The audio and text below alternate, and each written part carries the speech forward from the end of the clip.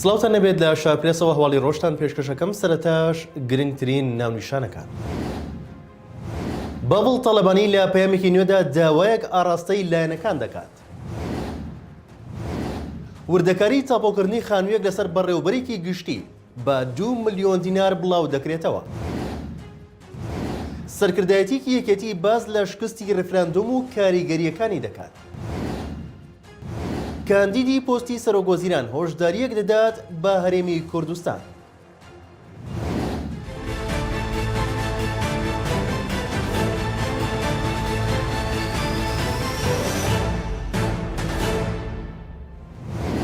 سەرۆکی یەکێتی نیشتیمانی کوردستان پەیامێک بڵاو دەکاتەوە و ڕایدەگەێنێت پێویستە لایەنەکان نەرمی بنوێن و سازش لە داواکاریەکانیان بکەن. لە پەیامێکیدا لە بەغداوە کە ڕاستی سەرجەم لایەنە سیاسیەکانی کردووە، بەڵ تاڵەبانی سەرۆکی یەکێتی نیشتیمانی کوردستان داوا دەکات بۆ بەرقراربوونی ئاشتی و سەقامگیری پێویستە لایەنەکان نەرمی بنوێنن. تاڵەبانی ڕەشی گەیاندووە دەبێت لایەنەکان نەرمی بنوێن و سازش لە داواکاریەکانیان بکەن، چونکە ژیان و گوزەرانی هاوڵاتیان کاری لە پێشینەیە و دەبێت هەموو هەنگاوەکان بۆ ئاراستەی بێت. ئەم پەیامەی بەڵ تاڵەبانی لە میانی کۆبوونەوەیەکدا هات لە بەغدا لەگەڵ فالح فەیاز سەرۆکی دەستەی حەشتی شعبی و پێشتریش لە هەرێم لەگەڵ مەسعود بارزانی سەرۆکی پارتی و ئێوارەی دوێنێش لەگەڵ هادی ئامری سەرۆکی هاوپەیمانی فەتح لە شاری بەغدا کۆبەوە.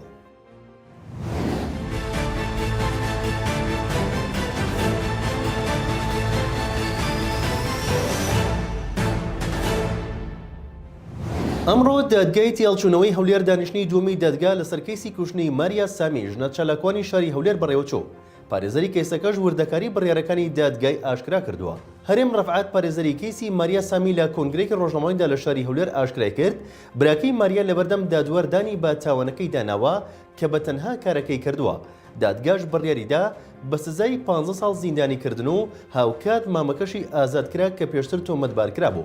ئەو پارێزەرە باسی لەوەش کردووە تانە لە بڕیارەکەی دادگا دەدەم چونکە تاوانەکە بەسەر کەسی ئەنجامدەر ساخ کراوەتەوە لە کاتێکدا چۆن کەسێکی دیکە لە پێش ڕووداوەکەەوە بوون. وتیشی 12 تێبینیم لەسەر کەیسەکە هەبوو، بەڵام دادگا هەڵوەستەی لەسەر نەکردن و بڕیاریدا بە سزادانی براکەی ماریا بە 15 ساڵ زیندانی کردن، هەروەها بە ئازادکردنی مامەکەی لە کاتێکدا مامەکەی لەگەڵ بووە لە کاتی ئەنجامدانی تاوانەکەدا. ئیمان سامی مەغدی ناسراو بە ماریا سامی ژنە چالاکوانێکی شاری هەولێر بوو شەوی 6 ئازاری 2022 لەلایەن مام و براکەیەوە ڕفێنرا و دواتر بە کوژراوی لە شەقامی 100 مەتری ئەو شارە دۆزرایەوە و 3 ڕۆژ دواتریش برایەکی ماریا سامی بە تۆمەتی کوشتنی خوشکەکەی دەستگیر کرا.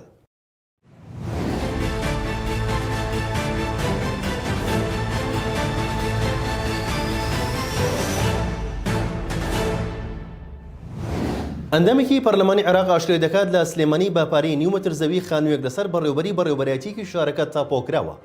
سۆران عومەر ئەندامی پەرلەمانی عێراق ڕایگەیاند بە نووسراوی پارێزگاری سلێمانی و بە 1,393,000 دینار خانوویەکی حکومی لە گەڕێکی ئاشتی شاری سلێمانی لەسەر کەسێک تاپۆکراوە کە بەڕێوەبەرایەتیەکی پارێزگاکەیە. ئەو پەرلەمانتارە نووسیوەتی ئەو بڕە پارەی وەرگیراوە لەو شوێنەدا پارەی نیومەتر لە زەویەکەیەتی. لە شارەکانی هەرێم بەشێک لە فەرمانبەران و هاوڵاتیان تا ئێستا نەیانتوانیەوە ببنە خاوەنی زەوی و خانووی خۆیان، بەڵام حکوومەت بە نرخی ڕەمزی بەشێک لە زەوی و خانوەکان لەسەر ئەو کەسانە تاپۆ دەکات کە خۆی مەبەستێتی.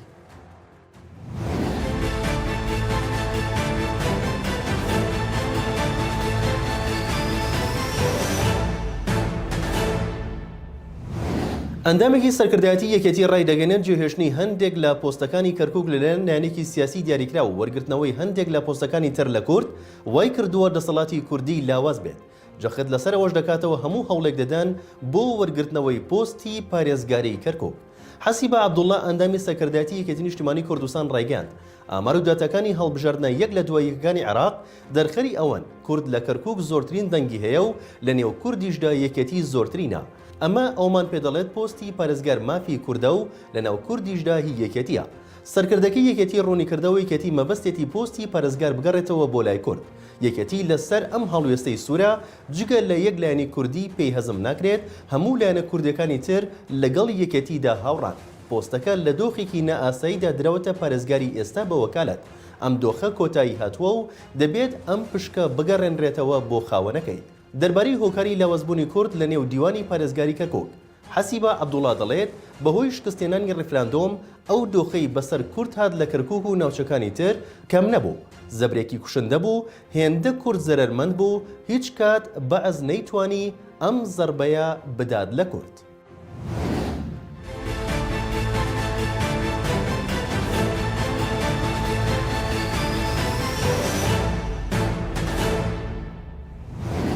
کاندیدی شیعەکان بۆ پۆستی سەرۆکوەزیرانی عێراق هۆشداری بە هەرێمی کوردستان دەدات و ڕای دەگەێنێت بڕیاری دادگای باڵای فیدراڵی دەبێت جێبەجێ بکرێت.